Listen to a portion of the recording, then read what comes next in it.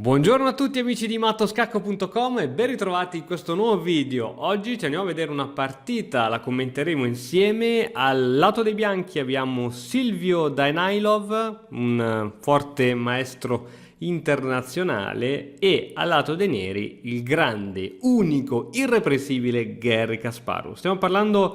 Siamo nel campionato del mondo Under 20, siamo nel 1980, quindi stiamo parlando di giovincelli di 40 anni fa, e vediamo come gioca Kasparov. Vediamo il suo stile di gioco da nero in questa partita. C4, G6 viene giocata dal nero, cavallo F3, alfiere G7. Ricordatevi ragazzi, dirò cose ovvie per molti ma non ovvie per altri, che quando si fa un fianchetto va sempre riempito con un alfiere, altrimenti si creano solo delle debolezze. Alfiere G7, cavallo C3, D6, D4 e siamo praticamente entrati in una difesa est indiana. E4, arrocco corto, alfiere in E2 e E5. Questa è proprio la variante principale della difesa est indiana. Ora il nero ha diversissimi modi per giocare. Può scegliere di prendere spazio spingendo il pedone in D5, può scegliere di catturare il pedone. Diciamo che sulla spinta, scusami. Può scegliere anche di ritardare la cattura, per esempio arrocca, aspetta che sia magari il nero a catturare. Ci sono tanti modi per reagire. Se spinge su D5, a questo punto solitamente la manovra classica del nero è quello di piazzare l'alfiere in D7 che va in C5 facendo pressione su questo pedone in E4. Al momento ha bisogno di sostegno, quindi poi seguirà donna C2 per sostenere quel pedone, e poi dopo che si è raggiunto questo impianto, praticamente i piani di gioco di questo tipo di sistema sono: per il bianco quello di cercare subito di attaccare sull'ala di donna, e per il nero invece quindi rimuovere questo cavallo da qualche parte e poi iniziare a attaccare coi propri pedoni sull'ala di re, ed escono partite abbastanza sanguinari in stile difesa siciliana. Qui il bianco non vuole entrare in una partita sanguinaria di questo tipo, ma vuole cambiare. In questo modo, diciamo, il suo ipotetico vantaggio di spazio che avrebbe avuto con D5 viene a mancare, ma giocando contro Kasparov possiamo tranquillamente accontentarci, e per rendere la partita più piatta possibile cambiamo anche le donne in modo tale da rendere inoffensivo Kasparov. Lui crede. Alfiere G5, una buona mossa, inchioda il cavallo, dietro c'è la torre, e ora qui Kasparov gioca cavallo in BD7. Solitamente adesso viene giocata torre in E8 e su cavallo D5, è vero, il bianco controlla una fortissima casa, c'è un attacco doppio su questo cavallo. Dopo cattura,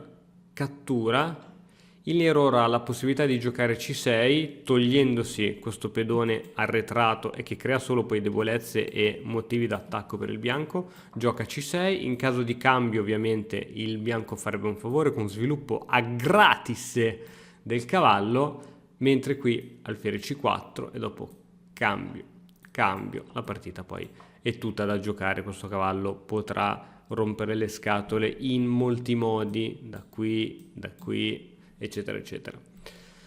Bene, la partita non è andata così, dicevamo. Su alfiere G7 niente torre 8 ma cavallo in BD7.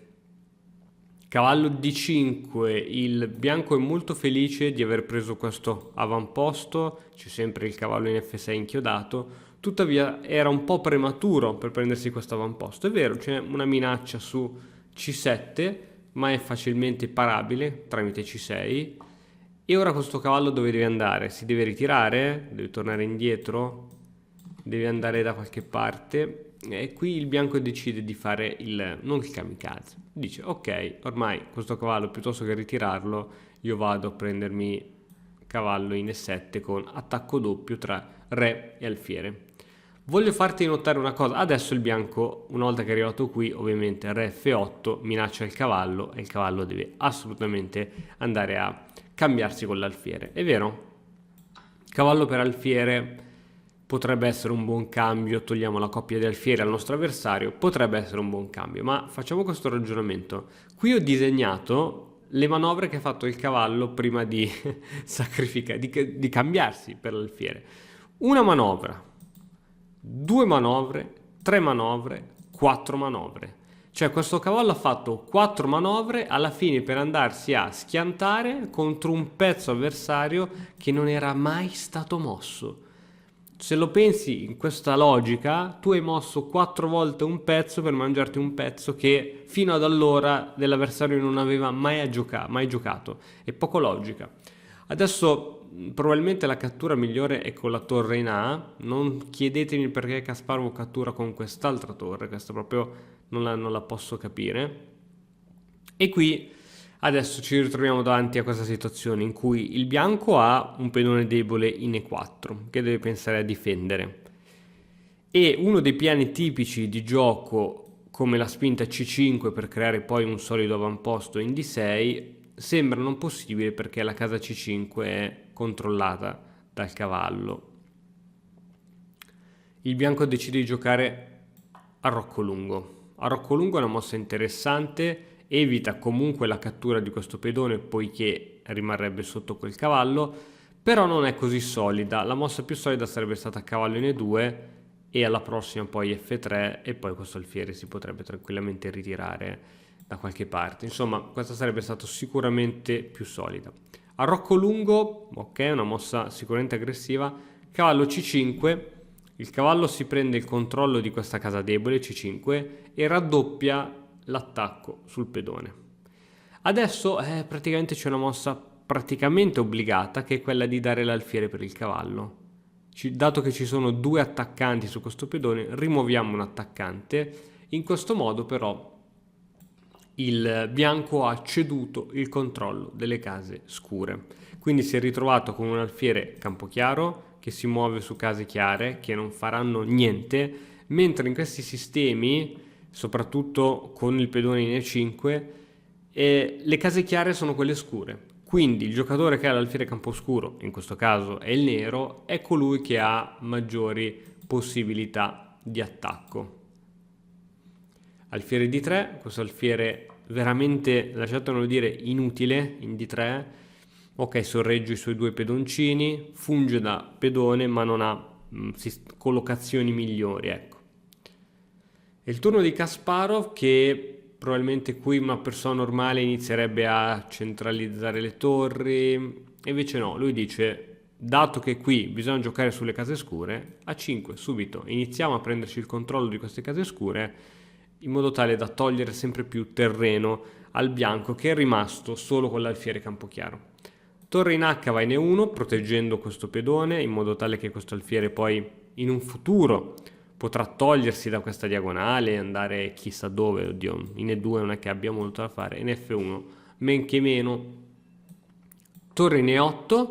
Torre in E8 ha l'idea semplice di togliere questo alfiere alla difesa di questo pedone. Adesso questo alfiere finalmente potrà scegliere diagonali migliore dove posizionarsi.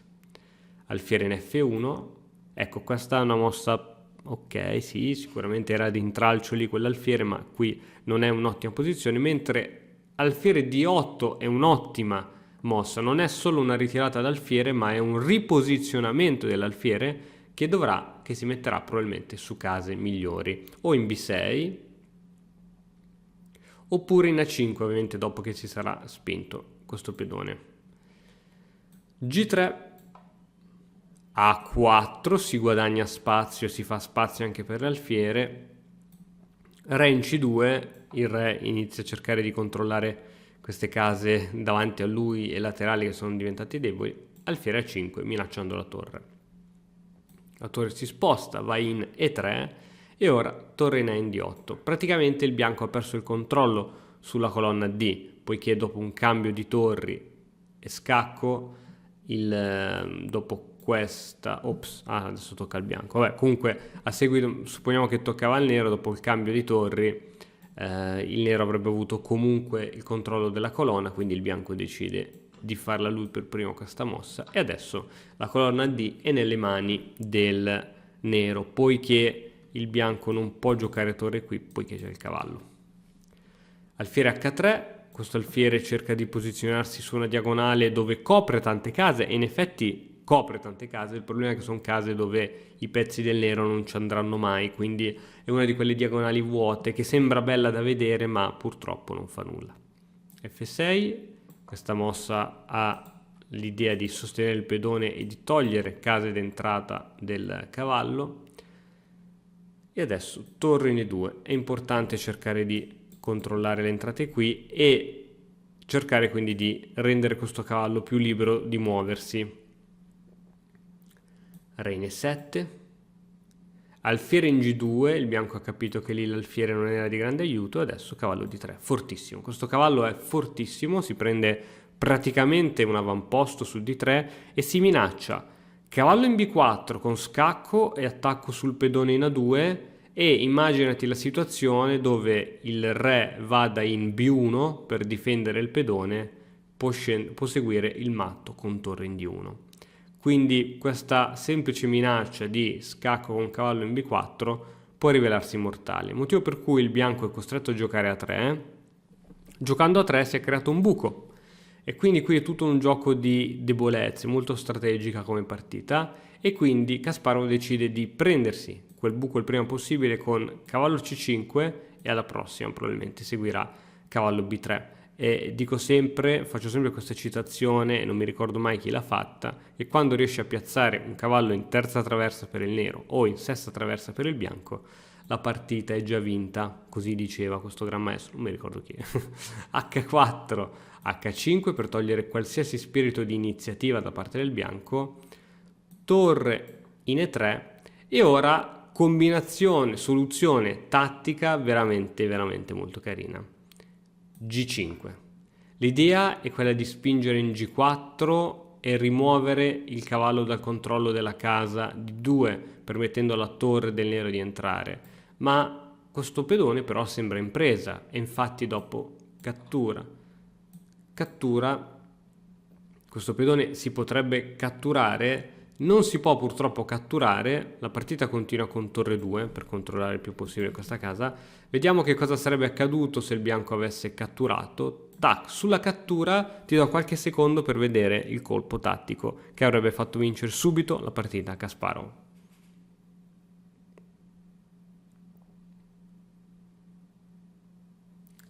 Oh yes, secondo me l'hai vista ed è alfiere di 2. La torre si sarebbe dovuta spostare, dietro c'era l'infilata sul cavallo. Ma veniamo a noi, la mossa che viene giocata in partita è torre in E2, adesso cavallo in B3, aumentando il controllo su questa casa, re in B1 e su re F6 praticamente il bianco abbandona. Perché? Abbandona perché in vista di re C2 ricordiamo che il bianco deve cercare di mantenere il controllo il più possibile. Il bianco è in Zugzwang praticamente, non so se ci avete fatto caso, cioè qualsiasi mossa che fa è pessima. Se fa alfiere qui si becca il doppio dei due pedoni, se fa alfiere in H1 si becca la torre in D1 con scacco. Quindi l'unica mossa meno peggio sarebbe stata re in C2 per controllare qui, ma su re C2 sarebbe seguito comunque G4, il cavallo comunque se sarebbe dovuto andare via, dopo cavallo in D4, conquistandosi finalmente questo avamposto fortissimo su D4, la posizione del bianco sarebbe crollata. Quindi abbiamo visto un altro esempio di partita assolutamente strategica dove si giocava sulla negoziazione dei pezzi. Io ti do questo però mi dai quest'altro. Il bianco ha sbagliato, se vediamo dall'inizio gli errori, i piccoli errori, perché poi chiamarli errori è parolone, però i piccoli errori sono stati quello di concedere subito questo tipo di struttura pedonale, ma anche se ci sono casi in cui il bianco ha vinto con questa struttura pedonale, quello di andare subito a schiantarsi con questo cavallo dopo che ha fatto tutte quelle manovre, quindi cambiare questo, e poi questa mossa di arrocco lungo non è stata così precisa, mentre bisognava giocare cavallo D2 seguita da F3, poiché dopo cavallo in C5 questa mossa è stata praticamente forzata. Quindi dopo che il bianco ha perso anche l'alfiere camposcuro, si è ritrovato con un alfiere inutile Campochiaro e qui la partita è stata tutta di Kasparov, che ha iniziato da subito a giocare sulle case scure e da lì in poi, creando debolezze dopo debolezze, si è portato a casa la partita. Bene, io spero che anche il video di oggi ti sia piaciuto, commemoriamo il grande Kasparov e niente, ci vediamo domani con un altro nuovo video. Se ancora non hai fatto iscriviti al canale, metti like e commenta che la leggiamo e ti rispondiamo. Ciao! E ora, per continuare, che cosa posso fare? Beh, innanzitutto ti consiglio di iscriverti al nostro canale in modo tale da non perderti le nuove video lezioni. E poi puoi vedere il video che è stato più cliccato in questa settimana. Ci vediamo, ciao!